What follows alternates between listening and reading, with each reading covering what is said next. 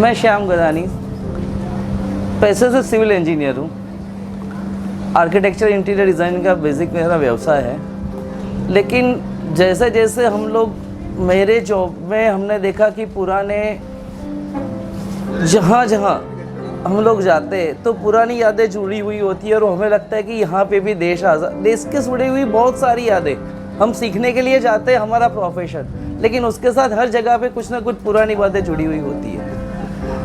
तो उस नाते भी इंटरेस्ट बहुत सारा बढ़ रहा था, और जब अंडमान और वीर सावरकर के बारे में जब पढ़ा तो लगा कि यार यात्रा सब लोग जैसे धार्मिक यात्रा करते हैं तो क्रांति तीर्थ यात्रा होनी चाहिए बेसिकली।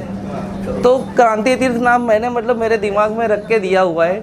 वीर सावरकर का जो एक केंद्र है, पोर्ट ब्लेयर की जो जेल है, उसे मैंने क्रांति तीर्थ कहा हुआ है कि ये क्रांति तीर्थ है कि आप हर यात्रा करते हो तो ज़िंदगी में एक बार क्रांति तीर्थ यात्रा भी कर लो, ताकि आपको पता चले कि क्योंकि आखिरी सांस तक जब लड़ना होता है तो कैसे लड़ा जाता है वो यहीं से पता चलता है, बाकी नहीं पता चलता। तो जब पोर्ट ब्लेयर से चेन्नई से चालू किया पोर्ट ब्लेयर के लिए मैंने, तो मेरे दिमाग में एक ही बात गुजर रही थी कि मैं क्रांति तीर्थ यात्रा पे जा रहा हूँ।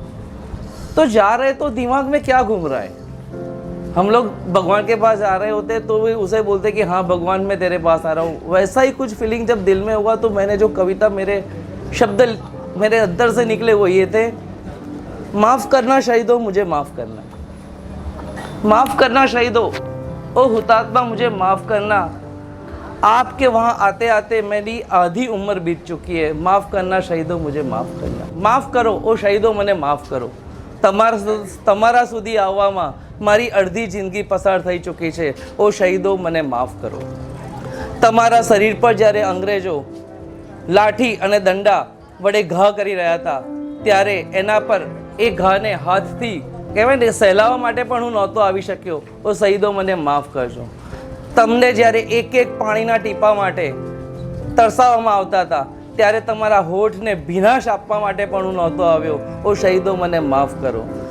તમને જ્યારે નાની નાની વાત ઉપર ભૂખ્યા રાખવામાં આવતા હતા, અન્નનો એક કણ પણ નહોતો આપવામાં આવતો, ત્યારે એ અંગ્રેજને સમજાવીને બે દાણા ખાવાનું મળે એટલું સમજાવવા માટે પણ હું નહોતો આવ્યો, ઓ શહીદો મને માફ કરો। જ્યારે તમારા શરીરના રોમ રોમથી લોહીના ટપકી રહ્યા હતા એ વખતે રડતા રડતા મારી આંસુની ધારથી એ ઘાને સાફ કરવા માટે પણ હું નહોતો આવ્યો, ઓ શહીદો મને માફ કરો। જ્યારે ફાંસીના માછડાને તમે ફૂલનો હાર સમજીને ગળામાં પહેર્યો હતો અને તમારા હોઠો પરથી ત્યારે પણ એક જ શબ્દ વંદે માતરમ જે આવી રહ્યો હતો, એ વંદે માતરમ શબ્દનો હું પૂરેપૂરો અર્થ હજી પણ નથી સમજી શક્યો, ઓ શહીદો મને માફ કરો કે હું હજી વંદે માતરમ પણ પૂરી સારી રીતે નથી સમજી શક્યો, મને માફ કરો। पोर्ट ब्लेयर शहर में बहुत सारे दर्शनीय स्थल हैं। तो अंडमान का 200 वर्ष से ज़्यादा का जो इतिहास है, ऐसा ब्रिटिश गवर्नमेंट की लाइब्रेरी से, उनके आर्काइव से, जर्मनी की सरकार के आर्काइव से, जापान सरकार के आर्काइव से, ऐसे ही बहुत ही ऑथेंटिक डॉक्यूमेंट्स का खजाना जो एक श्रीमान मुक्तेश्वर लाल जी ने अपना घर जमीन संपत्ति बेचकर यहाँ अंडमान में पोर्ट ब्लेयर में 11 चरमा विस्तार में काला पानी म्यूजियम की स्थापना करके जो उसमें रखा है, वो बहुत ही राष्ट्रीय कार्य है। उसकी केवल प्रशंसा करने की बात नहीं है, और इसलिए हमारा 2 हाथ जोड़कर विनम्र निवेदन है कि यात्री अपना ये जो राष्ट्रीय महातीर्थ सेलुलर जेल, उसको देखने के बाद इसके लिए ज़रूर से समय निकालें और पूरा समय लेके जाइए। वो जब देखेंगे तो आपको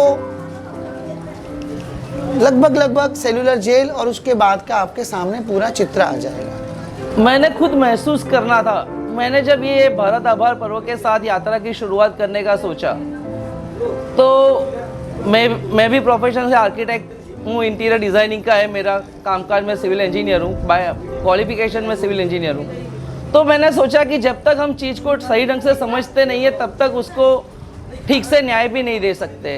तो मैंने मेरी यात्रा करना चेन्नई से, मतलब अहमदाबाद से भी मैं बाई ट्रेन चेन्नई आया था कि 2 दिन मुझे ट्रेन में मिले ताकि मैं मेरे खुद को तैयार कर सकूं और मेरे धंधे में, बिजनेस में से मैं बाहर निकल जाऊं। वो दरमियान जो भी फ़ोन आते ख़त्म हो जाए। फिर मैंने चेन्नई से फिर से 3 दिन की यात्रा शुरू किया। उस वक्त मैंने खुद को ढालना चाहा कि मैं सेल्यूलर जेल देखने के लिए जा रहा हूँ, तो मुझे क्या क्या समझना है, मुझे वहाँ क्या देखना है, या मुझे क्या फील होगा वहाँ पे।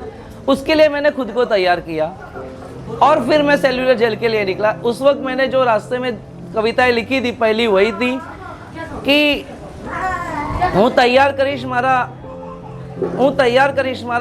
મારા શરીરને એ ચાબખા ખાવા માટે, હું તૈયાર કરીશ મારી આંખોને એ આંસુઓ સારવા માટે, હું તૈયાર કરીશ મારી જાતને એ દરેકે દરેક તકલીફને महसूस करवा माटे।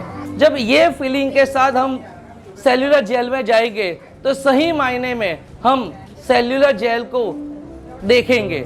और एक बात कि मैं वहाँ पे गया, उस वक्त जो फीलिंग की, तब मेरे को इतना, मतलब जितना दर्द हुआ था, शहीदों को कष्ट देखे थे, वैसा ही दर्द मुझे तब हुआ कि भारत के कुछ नौजवान वही कुर्सी पे बैठ के फोटो खींच रहे हैं कि जिस कुर्सी पे बैठ के वो अपने क्रांतिकारियों को सजा दे रहे थे। तो कम से कम सेल्यूलर जेल में जाने वाले लोग इतना तो समझे कि हम क्रांतिकारियों और उन लोगों की जगह पे जा रहे हैं जिन्होंने अपने जान की बाजी, शरीर का आखिरी बूंद, यहाँ पे पसीना और खून भी बहा दिया है। उनके जेलर की कुर्सी पे बैठ के हम फोटो खिंचवा रहे हैं और हम लोग ने अंडमान देखा है, जेल देख रहे हैं।